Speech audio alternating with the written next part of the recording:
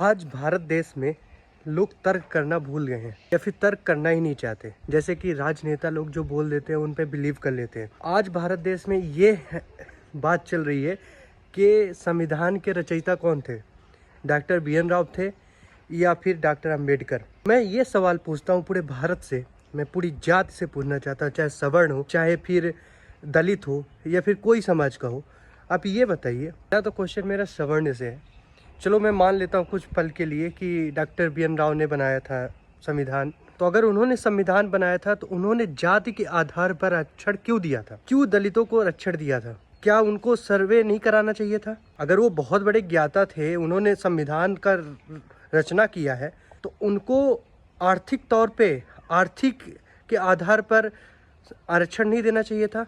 अब मेरा सवाल है एसटी, एससी, ओबीसी, एसटी वालों से, ये डॉक्टर भीमराव अंबेडकर ने जब ये कानून लाया था तो ये आरक्षण आपको क्यों मिला था? एक जात, वर्ग या फिर आप फाइनेंशियली स्टेबल नहीं थे, आपका पिछड़ा वर्ग था, इसके वजह से आप कहीं ना कहीं आपको ये आरक्षण दिया गया था ताकि आप समाज में रह सके, समाज में बने रहें, राइट?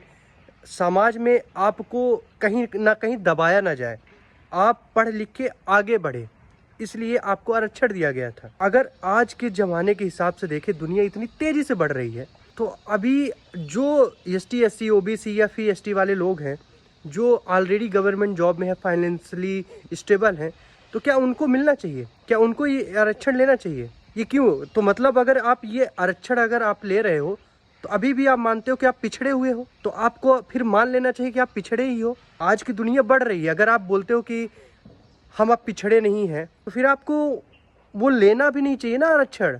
अब आज आरक्षण से मना कर देना चाहिए आपको कि हम इतने फाइनेंशियली स्टेबल हैं, हम पढ़ लिख के हम आगे जाएंगे। फिर आप अपने बेटे बच्चों को क्यों आरक्षण दिलवाते हो?